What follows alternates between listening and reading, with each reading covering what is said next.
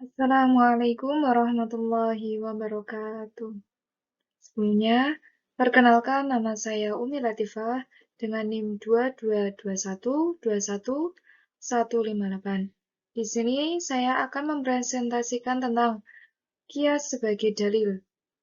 Langsung saja pada subbab yang pertama, yaitu adalah pengertian kias. Kias secara bahasa itu adalah analogi atau sebuah penalaran. Sedangkan secara istilah yaitu adalah menyamakan hukum suatu kejadian yang belum ada ketentuan hukumnya dengan kejadian lain yang sudah ada ketentuan hukumnya karena adanya sebuah kesamaan ilat. Contohnya yaitu adalah seperti yang pertama seperti peristiwa Homer di mana di dalam dalil dan hukumnya yaitu terdapat dalam surat Al-Maidah yang mana 90% menghukumi adalah haram. Dan sesuatu peristiwa yang belum ada hukumnya yaitu adalah dikiaskan sebagaimana fiksi, vodka, ganja, dan lain sebagainya.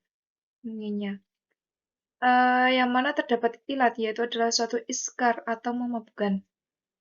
Selanjutnya yaitu adalah peristiwa warisan membunuh mawaris, di mana di sini yaitu adalah dalil dan hukumnya yaitu adalah la yarisul al-qatil, yaitu adalah terhalangnya suatu peristiwa, yang mana juga dikiaskan seperti peristiwa yang diwasiati membunuh pewasiat, yaitu ilatnya itu adalah ista'jala syai'un qabla awaihi, yaitu adalah mempercepat sesuatu sebelum pada waktunya. Yang selanjutnya yaitu adalah pada peristiwa jual beli saat azan Jumat, di mana dalil dan hukumnya yaitu adalah terdapat dalam surat Al-Jumu'ah, yang mana hukumnya itu adalah makruh. Dan suatu yang peristiwa yang menyamainya yang belum ada nasnya yaitu adalah sewa menyewa, gadai, dan lain sebagainya. Yang mempunyai ilat yaitu adalah sibuk dari sholat. Lanjut pada pembahasan yang selanjutnya yaitu adalah kehujahan kias, di mana yaitu adalah terdapat dua perbedaan. Yang pertama yaitu adalah menurut jumhur ulama atau yang bisa disebut dengan musbitul al-qiyas, yaitu berpendapat bahwa qiyas itu adalah merupakan hujah syar'i. Yang pendapat kedua yaitu adalah pendapat dari Syiah, Dzuriyah, atau yang disebut dengan Nufal al-Qiyas, di mana mereka berpendapat qiyas yaitu adalah bukan suatu qiyas bukan merupakan hujah syar'i. Langsung pada pendapat yang pertama yaitu adalah dalil musbitul qiyas atau pendapat dari jumhur ulama, yang mana mereka berpendapat adalah qiyas merupakan hujah syar'i, yaitu terdapat pada yang nomor pertama yaitu adalah Al-Quran, di mana yaitu pada Al-Quran ini terdapat surat yaitu adalah fa'in tanaza'tum fi syai'in farudduhu ilallahi wa rasulihi in kuntum tu'minuna billahi wal yaumil akhir, yang artinya yaitu apabila kalian berselisih di dalam sesuatu maka kembalilah kepada Allah dan Rasul-Nya jika kalian beriman kepada Allah dan hari akhir. Yang kedua yaitu terdapat pada surat Al-Hasr ayat 2, yaitu adalah Fa'tabaru ya ulil absar, maka ambillah pelajaran dari orang-orang yang berakal. Yang kedua yaitu adalah pada surat Yasin, yaitu adalah qala yuhilladzi ansha'aha awwala marrah. Yang selanjutnya yaitu adalah jumhur ulama atau musbitul qiyas menganggap suatu qiyas itu sebagai hujah, yaitu terdapat dalam as-sunnah, di mana yaitu terdapat pada hadis Mu'adz bin Jabal saat beliau diutus ke Yaman. Pada saat itu Mu'adz bin Jabal diutus Rasulullah untuk pergi ke Yaman. Kemudian Mu'adz bin Jabal bertemu dengan Rasulullah. Rasulullah bertanya kepada Mu'adz bin Jabal, apabila engkau dihadapkan dengan suatu perkara, maka bagaimana cara kamu menetapkan hukumnya? Mu'adz bin Jabal menjawab, yaitu adalah dengan menggunakan dalil-dalil Al-Quran. Kemudian apabila tidak terdapat di dalam Al-Quran, bagaimana caramu menetapkan hukumnya? Ya, Mu'adz bin Jabal menjawab dia itu adalah dengan menggunakan sunnah.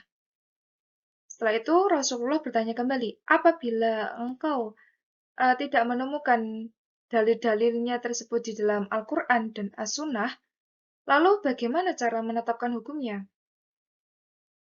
Mu'adz bin Jabal menjawab, yaitu dengan menggunakan penalaran atau dengan menggunakan kias. Akan tetapi, saya tidak melebih-lebihkannya. Yang mana artinya, dia menetapkan hukum itu adalah berdasarkan dengan batasan-batasan tertentu. Akan tetapi, dia masih mengusahakan dengan menggunakan dalil-dalil yang terdapat dalam Al-Quran dan As-Sunnah. Yang kemudian yaitu Rasulullah beberapa kali menggunakan kias untuk memutuskan hukum suatu peristiwa, seperti saat ditanya tentang hukum orang yang mencium istri saat puasa, apakah itu membatalkan puasanya atau tidak. Beliau menjawab yaitu adalah dengan mengkiaskan dengan orang yang berkumur. Maksudnya yaitu adalah contohnya orang yang berkumur ketika bulan puasa itu dihukumi tidak membatalkan. Akan tetapi, apabila dia berkumur lalu ditelan, maka itu hukumnya adalah membatalkan puasanya. Sama seperti orang yang seorang suami yang mencium istrinya, yaitu apabila ketika ia mencium istrinya itu tidak batal. Akan tetapi, apabila dia mencium istrinya, kemudian lanjut kepada perkara-perkara tertentu yang mana dia membuat seperti mengeluarkan mani atau sebagainya itu, maka hukumnya adalah membatalkan puasanya. Yang kemudian yaitu terdapat pada af'al dan aqwal sahabat, yaitu adalah perbuatan atau perkataan sahabat, di mana yang pertama yaitu adalah kekhalifahan Rasulullah dikiaskan dengan Rasulullah. Yang selanjutnya yaitu adalah penentang zakat dikiaskan dengan saat Rasulullah masih hidup. Selanjutnya yaitu adalah terdapat pada makbul atau diterima. Yang pertama yaitu adalah hukum Allah disyariatkan untuk kemaslahatan dan kias bertujuan untuk kemaslahatan. Yang kedua yaitu adalah kias mengcover jumlah ayat dan hadis yang terbatas dan mampu menjawab problematika hukum yang tidak jelas.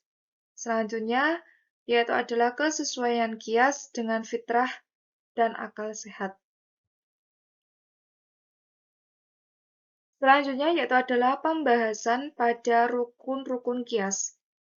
Rukun-rukun kias itu dibagi menjadi 4 macam.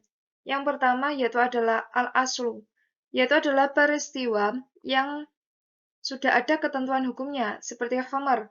Khamar yaitu adalah hukumnya haram, yaitu adalah jelas dan sudah ada ketentuan hukumnya. Yang kedua adalah al-far'u atau cabang, yaitu adalah suatu peristiwa yang belum ada ketentuan hukumnya, seperti vodka, ganja, sabu-sabu, dan lain sebagainya. Yang ketiga yaitu adalah hukum asal, seperti mana haram, wajib, sunnah, dan lain sebagainya. Yang keempat yaitu adalah ilat atau suatu alasan, sebagaimana contoh memabukkan, dan lain sebagainya. Selanjutnya yaitu adalah pembahasan pada syarat hukum asal. Syarat hukum asal itu dibagi menjadi 3 bagian. Yang pertama yaitu adalah merupakan hukum syara amali yang ditetapkan berdasarkan nas. Kedua yaitu adalah merupakan hukum yang bisa ditemukan ilatnya dengan akal. Yang ketiga yaitu adalah bukan merupakan hukumnya khusus, di mana itu dibagi menjadi 2 bagian. Yang pertama yaitu adalah ilatnya tidak mungkin ada selain pada asal. Yang kedua yaitu adanya dalil yang menunjukkan kekhususan dalil tersebut. Yang selanjutnya yaitu adalah pada pembahasan ilat. Ilat sendiri yaitu adalah mempunyai pengertian yaitu al-illatu hiya wasfu fil asli buniya alaihi hukmuhu wa yu'rafu bihi wujudu hadzal hukmi fil far'i wa tusamma manatikul hukmi wa sabab amaratihi, yaitu adalah suatu sifat yang ada pada asal. Dengan adanya sifat itulah asal mempunyai hukum. Dan dengan adanya sifat itu pada far'i, ia juga disamakan dengan asal. Yang selanjutnya yaitu adalah syarat-syarat ilat. Syarat-syarat ilat itu dibagi menjadi 4. Yang pertama yaitu adalah merupakan sifat yang zuhir,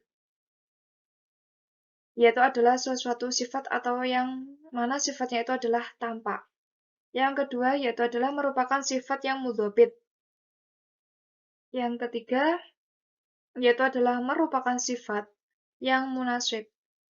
Yang keempat yaitu adalah bukan merupakan sifat yang ada pada asal. Selanjutnya yaitu adalah langkah-langkah menemukan ilat. Yang pertama yaitu adalah terdapat pada nas atau yang disebut al-illatu al-maqsudu 'alaiha, yaitu adalah adanya nas Al-Qur'an atau as-sunnah dengan jelas menunjukkan illat suatu hukum, seperti illatnya kewajiban memberikan 1/5 harta far'i untuk fakir miskin. Yang kedua, yaitu adalah dengan menggunakan ijma' atau kesepakatan para ulama bahwa ilat perwakilan atas harta anak atau syihor atau sifat kecilnya. Yang selanjutnya yaitu adalah asrob wa taqsim. Yang pertama yaitu adalah hak ijbar ayah dalam menikahkan anaknya, yang mana anak itu masih perawan atau masih dalam keadaan kecil. Yang kedua yaitu adalah keharaman riba fadl dan nasihah, seperti makanan-makanan pokok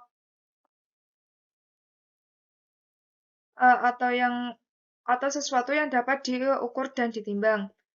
Yang selanjutnya yaitu adalah keharaman khamr, di mana yaitu adalah baik berupa itu anggur, cair atau memabukkan. Sekian yang dapat saya sampaikan, kurang lebihnya mohon maaf. Wassalamualaikum warahmatullahi wabarakatuh.